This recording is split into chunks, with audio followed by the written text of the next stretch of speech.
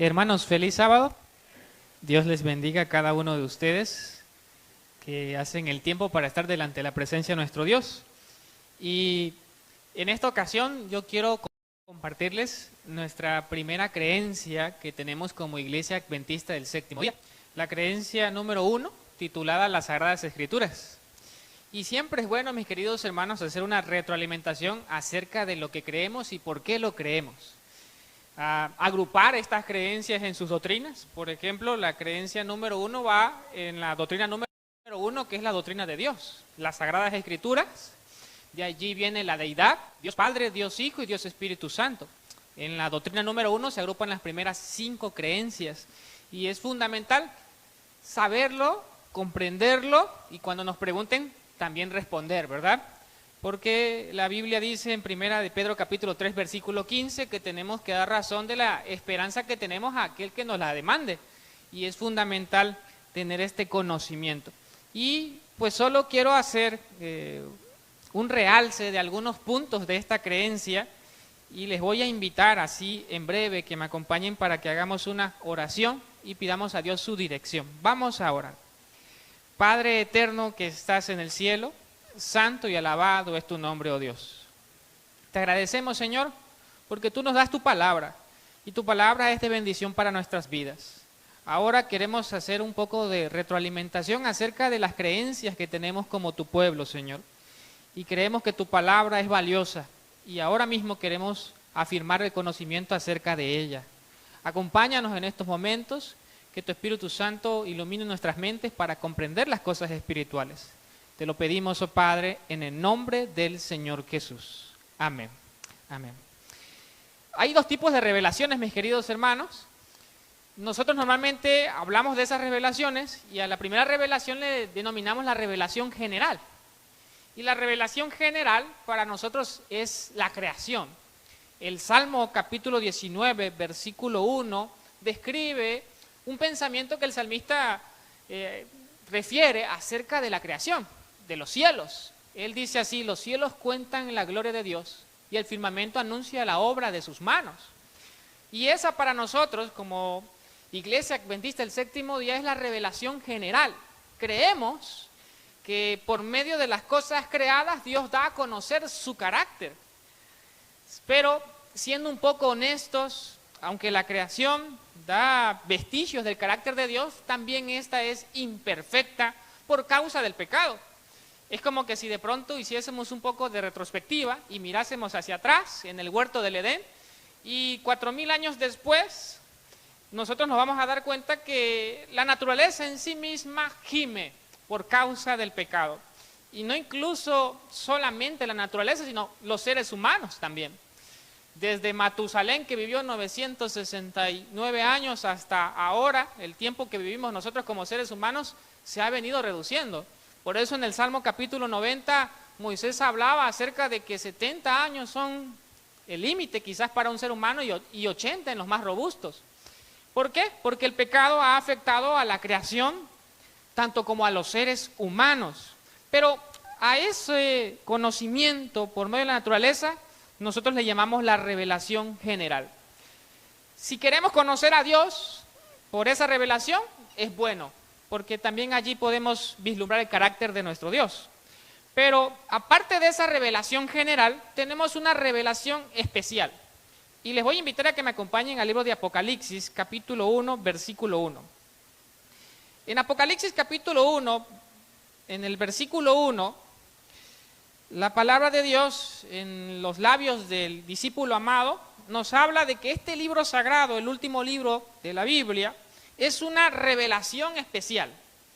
Y que esta revelación especial de Apocalipsis es la revelación acerca de Jesucristo. Entonces, la segunda revelación, que nosotros le denominamos la revelación especial, son las Sagradas Escrituras. Y pudiésemos ver una tercera revelación. Algunos dicen que Dios se revela por la creación, Dios se revela por las Santas Escrituras y Dios se revela por Cristo mismo. Es decir, Dios se revela a sí mismo porque Jesús vino a dar a conocer el carácter del Padre. No obstante, en esta ocasión solo nos vamos a abocar en la revelación especial que Dios nos da por medio de las Sagradas Escrituras. Y es que la Biblia expone la condición humana y revela la solución divina. Nos presenta a los seres humanos como perdidos, alejados de Dios, y revela a Jesús como el que nos encuentra y nos trae de vuelta a Dios. Jesucristo es el punto focal de las Sagradas Escrituras. En el Antiguo Testamento se presenta a Jesús como el Mesías, el Redentor del mundo, y el Nuevo Testamento lo devela como Jesucristo, el Salvador. Y toda la Escritura está inmersa en un foco, el sacrificio de Jesús en la cruz del Calvario. Ahora, la Biblia da características acerca de sí misma, haciendo referencia a que no es cualquier libro, sino que es un libro inspirado por Dios, pero traducido en pensamientos humanos para develar lo que Dios quiere para cada uno de sus hijos. Y les voy a invitar rápidamente a que me acompañen, como la misma Biblia dice que es un libro singular, es un libro sagrado. Romanos capítulo 1, versículo 2. La Biblia dice de sí misma que es un libro sagrado, que es un libro que tiene poder divino para transformar la vida de los seres humanos. Romanos capítulo 1, versículo 2. Tomo lectura. Que él había prometido antes por sus profetas en las santas escrituras. Y es que, siendo honestos, hermanos, quizás el mejor libro de texto para conocer acerca de nuestro Salvador es la Biblia, y creo que es más que una posibilidad, que es una certeza. Solamente que este libro no solamente nos informa, sino que también nos transforma. Hay libros, y déjenme decirles que esta semana que en Gema Editores hubo Buen Fin también, había varios libros de textos hermosos, uno acerca del año agradable de Jehová, que tiene que ver con las 7 fiestas de Israel, un libro que es inspirado en este libro principalmente, y muchos textos más que tenemos que son de mucha bendición, que prácticamente su esencia viene de este libro como principal fuente, pero no podemos decir que esos libros en sí mismos puedan producir transformación. Lo único que hacen es llevarnos a la fuente de verdad, y este libro no solamente nos informa y nos forma, sino que también nos transforma. Y es lo singular que tiene la santa palabra de Dios. Y si nosotros seguimos buscando, aparte de escribirse como santas escrituras, podemos ver en 2 de Timoteo capítulo 3, versículo 15, otra descripción que la Biblia da de sí misma. 2 de Timoteo capítulo 3, versículo 15, que allí está cerca el pensamiento bíblico que leyeron como base el día de hoy. 2 de Timoteo capítulo 3, versículo 15. Y que desde la niñez ha sabido las sagradas escrituras. Nuevamente la Biblia aquí enfatiza el hecho de que es un libro sagrado, es un libro singular. Y en Romanos capítulo 3, versículo 2, o en Hebreos 5, 12, también se describe como la palabra de Dios. Y es la palabra de Dios que trajo a los mundos conocidos a la existencia. Y dice un libro de Ellen White que esa palabra con la cual Dios creó los cielos y la tierra imparte poder y engendra vida. En otras palabras, la palabra de Dios se resume en las Sagradas Escrituras, y aunque esté impregnada en papel, tiene poder para transformar el corazón del ser humano. Los escritores bíblicos destacan que la Santa Biblia es un libro que destaca sobre todas las demás literaturas humanas. Ahora, prácticamente voy llegando al centro de lo que quiero compartirles el día de hoy. Dios comunicó sus verdades eternas por medio de la inspiración. Y vamos a ver por lo menos 3 tipos de inspiración que Dios usa para comunicar sus verdades eternas a cada uno de nosotros. Vamos a 2 de Pedro capítulo 1, versículo 21. 2 de Pedro capítulo 1, versículo 21. Y allí nosotros vamos a notar algo, que la palabra de Dios se traduce en palabras de hombres para Dios tocar el lenguaje humano y hacernos entender el plan que tiene para nosotros. Dice así 2 de Pedro capítulo 1, versículo 21. Porque nunca la profecía fue traída por voluntad humana, sino que los santos hombres de Dios hablaron siendo inspirados por el Espíritu santo. La Biblia, algún autor dijo, la Biblia es la palabra de Dios a través de la palabra de los hombres. Y es cierto, porque Dios mismo influye en el pensamiento de los autores para que los autores escriban en su lenguaje humano y los seres humanos a donde va dirigido este libro puedan comprender el mensaje que Dios tiene para ellos. Entonces, una buena definición de esto pudiese ser: la Biblia es la palabra de Dios a través de palabras de hombres. Eso no significa que deje de ser una fuente sobrenatural. Y es por eso tenemos que entender cómo Dios inspira este libro sagrado a través de los seres humanos. La palabra inspiración en griego significa teofunestos. La idea es que Dios se acerca al autor bíblico e inyecta sus pensamientos divinos para que se traduzcan en palabras humanas. Esa es la idea de la inspiración. Ahora, según los autores bíblicos, hay tres tipos de inspiración: inspiración directa, inspiración de pensamiento e inspiración selectiva. La inspiración directa es cuando Dios habla y solamente el profeta escribe lo que Dios le describió. En otras palabras, en este tiempo sería como citar a un autor. Yo pudiese citar, por ejemplo, a Martín Lutero. Él decía: si me miro a mí mismo no veo cómo salvarme, pero si miro a Cristo no veo cómo perderme. Lo único que estoy haciendo es citar el pensamiento de otro autor tal cual es. En la inspiración directa, lo que el autor bíblico hace es citar lo que Dios le dijo y plasmarlo en el santo libro. No influye nada el pensamiento humano allí, sino que se traslada directamente como Dios lo dijo. Esa es la inspiración directa. Ahora, hay una segunda inspiración que tiene que ver más con el contexto del autor bíblico y su manera de pensar, y esta es la inspiración de pensamiento. La inspiración de pensamiento tiene como fin que el autor exprese con sus propias palabras lo que Dios le ha revelado. Un libro, por ejemplo, que tiene que ver con la inspiración de pensamiento es el libro de Proverbios. Porque Salomón era una persona muy culta, muy preparada, tenía mucho vocabulario, era una persona letrada y había experimentado los bienes que Dios le había otorgado mientras transitó en este mundo. Así que Salomón, a través de su haber de palabras, su vocabulario, escribió el libro de Proverbios, pero aunque usó pensamientos humanos, Dios influyó en él. Por eso se le llama inspiración de pensamiento. Y la tercera inspiración es la inspiración selectiva. Esta tiene más que ver con las habilidades que Dios le da a cada uno de los seres humanos para investigar, para recolectar información, como para hacer un poco de exégesis, le llaman los autores bíblicos. La exégesis es la ciencia de la investigación. Si tú quieres entender un texto, tienes que conocer el contexto inmediato y el contexto mediato, preguntarte qué es lo que el autor estaba pensando, a quién le estaba dirigiendo ese mensaje, qué es lo que pensaban en ese ambiente, y al tener el contexto general del ambiente, tú puedes hacer una buena exégesis y sacar lo que Dios quiere explicar en una parte de la palabra de Dios.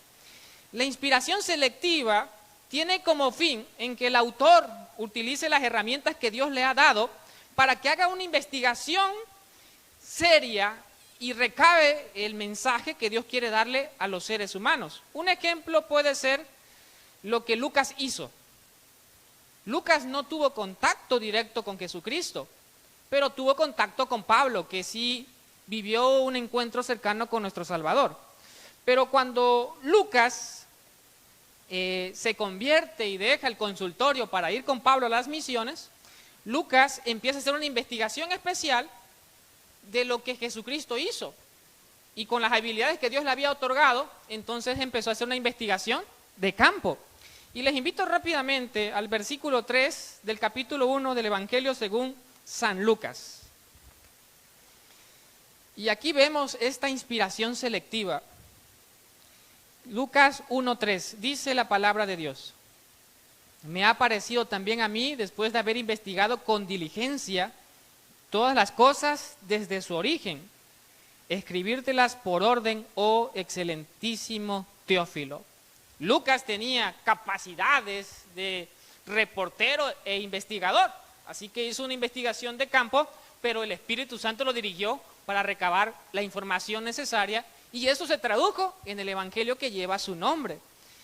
Más allá de las inspiraciones directas, de pensamiento o selectiva, lo importante es ver cómo Jesús en su ministerio terrenal utiliza las Sagradas Escrituras delante de personas que tenían dudas acerca de quién era. En el momento de la tentación, Jesús utilizó las Sagradas Escrituras. En sus debates públicos, Jesús utilizó las Sagradas Escrituras. En su vida moral, Jesús citó las Sagradas Escrituras. Veamos rápidamente cómo Jesús utilizó la palabra de Dios en su ministerio. Solo vamos a citar un pensamiento bíblico. Mateo capítulo 4, versículo 4. Y tú notarás allí que en ese momento que Jesús cita la palabra de Dios, solo existía el Antiguo Testamento. Así que Jesús cita Deuteronomio cuando es tentado por Satanás allí en el desierto. Y en el capítulo 4, versículo 4, haciendo un poco de énfasis en esta creencia, las Sagradas Escrituras, Jesús le responde a Satanás y le dice de esta manera: no solo de pan vivirá el hombre, sino de toda palabra que sale de la boca de Dios. Y parece resonar esta idea en nuestras vidas y en nuestros corazones.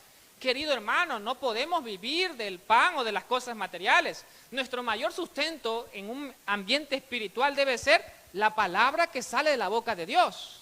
Cuando alguien se te presente para fastidiarte o para tentarte de alguna manera, siendo agente del enemigo, tú no deberías argumentar, tú deberías citar la palabra de Dios, porque Jesús en la tentación, en su ministerio, solo citaba las Sagradas Escrituras.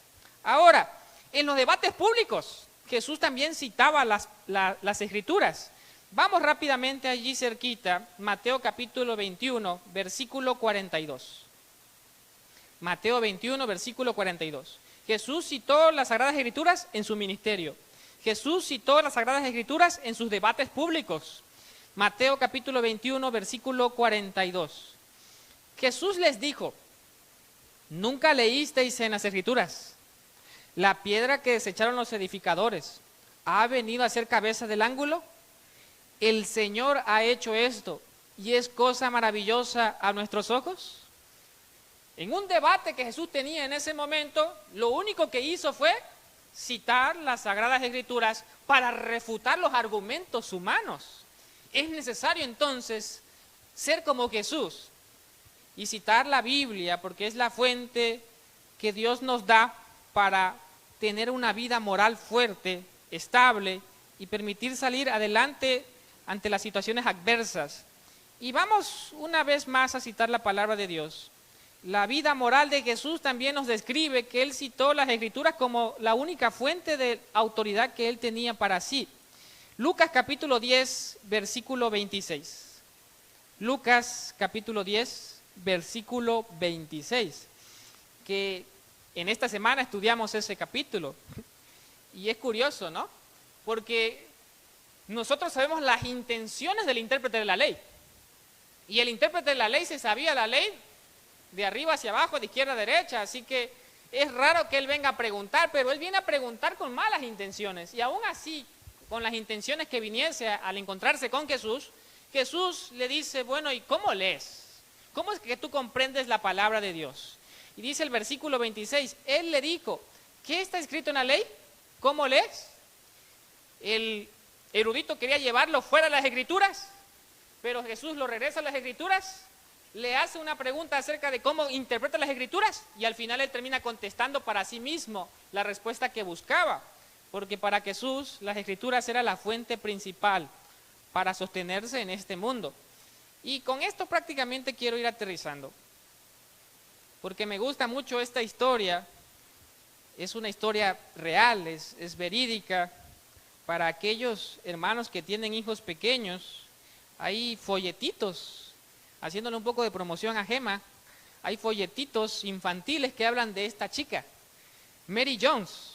Y es que Mary Jones vivía más o menos a finales del año 1800 en Gales, Gran Bretaña. Y se dice que Mary vivía en una pequeña cabaña y se habla de que ella tenía pocas posibilidades económicas. Sus papás eran gente trabajadora. Se dice que sus padres trabajaban con telas para vender en el mercado y su mamá se ocupaba en los quehaceres del hogar. Los domingos, como todo creyente dominical en esa época, Mary y sus padres iban al templo y les gustaba cantar los signos. Pero cuando el pastor predicaba, era difícil para ella comprender los mensajes porque no sabía leer. Y cuando escuchaba al pastor leer la Biblia, deseaba saber más de la palabra de Dios. Entonces nació en su corazón el deseo de tener su propia Biblia. En esa época que Mary vivía, las Biblias estaban atadas en cadenas. Tú podías llegar, hojear la Biblia, pero no podías llevártela, porque tener una Biblia en esa época solo era posible para aquellos que tenían dinero. Tener una Biblia en la época de Mary era prácticamente símbolo de ser rico. El que tenía una Biblia era rico. Así que Mary deseaba tener una Biblia, pero no sabía leer. Lo primero que se le ocurrió es, bueno, si quiero tener una Biblia tengo que aprender a leer. Y aunque no lo parezca, cerca de su casa un buen hombre abrió una escuela y Mary aprendió a leer. Pero después de aprender a leer, ella deseó leer la Biblia.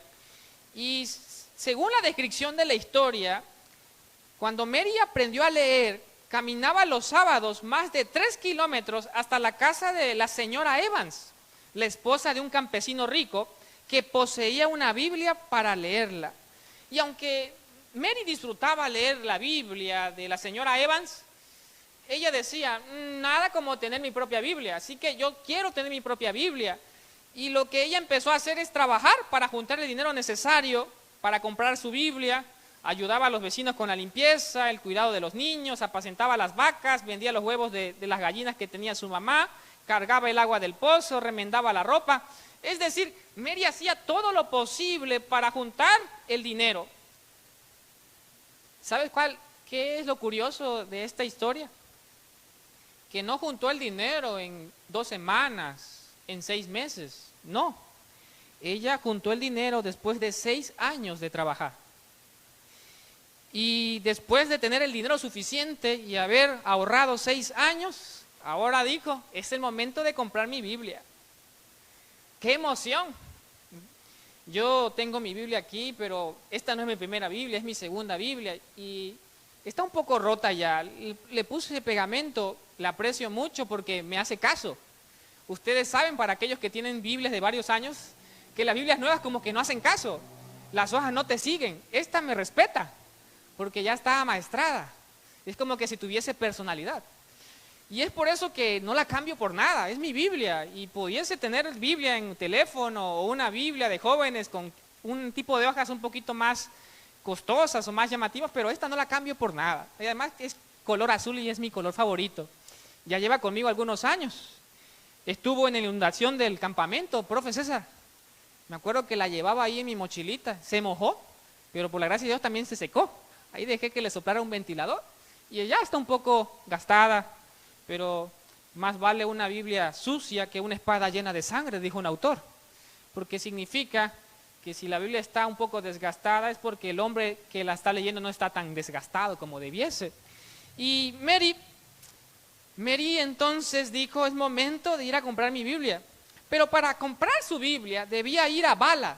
Bala era un pueblito que estaba a 40 kilómetros de su casa. Y en ese tiempo no había Uber, ni taxi. Si estuviésemos en Villahermosa, Pochimóvil tampoco había. Así que tuvo que caminar solita 40 kilómetros de distancia y descalza. Y tú me dirás, ¿por qué tanto extremismo de parte de Mary? Es que eran su único par de zapatos. Así que ella dijo, voy a caminar esos 40 kilómetros, pero descalza, porque si no mis zapatos se van a romper. Sin embargo, aunque caminó 40 kilómetros descalza, ella iba con mucho entusiasmo porque quería tener su propia Biblia. Al llegar a la casa del pastor Charles, el que vendía Biblias, recibió la triste noticia: ya no quedan más Biblias para ti. Y entonces eso fue como que el fin para Mary. 40 kilómetros descalza, 6 años trabajando para comprar su propia Biblia, y ahora que llega con el pastor Charles, no hay Biblias. ¡Qué tremendo! ¿Sería que se había esforzado en vano durante tantos años? Y es ahí donde el pastor Charles, al ver a Mary llorar amargamente, le dice, mira, tengo una Biblia, me voy a meter en problemas, pero tengo una Biblia. Había un amigo que me la encargó, me dio un adelanto y entonces se la aparté, pero al verte a ti llorar tan amargamente, te digo, llévatela. Y entonces Mary tomó la Biblia con tanta alegría y dijo, wow, ahora sí tengo mi propia Biblia. Y se fue saltando de alegría rumbo a su casa. Pero lo que pasaría en ese momento impactaría mucho en la vida del pastor Charles. El pastor Charles a la siguiente semana tendría una reunión en Londres y él se quedó impactado con lo que Mary había hecho para tener su propia Biblia. Y escuchen bien, queridos hermanos, porque vivimos en un tiempo donde todo el mundo tiene acceso a la Biblia. Charles llegó y se juntó con un grupo que tenían como objetivo traducir la Biblia en diferentes idiomas. Pero alguien se levantó y dijo, no. Vamos a traducir la Biblia solamente al inglés. En otros idiomas no, porque no hay posibilidades, no hay recursos. Y en esa reunión que tuvieron, Charles se levantó y empezó a contar la experiencia de Mary. 6 años trabajando, 40 kilómetros caminando, descalza, esfuerzo, deseo, anhelo, la importancia de tener una Biblia en su propio idioma. Y desde ese momento, dado el testimonio que compartió el pastor Charles, se fundó en Londres la Sociedad Bíblica Británica y Extranjera. Y gracias a ese esfuerzo, hoy, en nuestro país y en múltiples países, podemos tener Biblias subsidiadas, a menor precio. Hay de todos tamaños, Biblia de bolsillo, Biblia de cartera, Biblia en el celular. Y ¿sabes qué es lo que más me preocupa en este tiempo acerca de tener tanta luz? Es que la estamos desperdiciando. Porque aunque tenemos acceso a la Biblia en el teléfono, en la tablet, de bolsillo, de cartera, de cualquier tamaño, es la época cuando menos se está estudiando. Si Mary resucitara hoy y mirara que todo el mundo tiene acceso a la Biblia y la mayoría no lo lee, yo creo que se volvería a morir.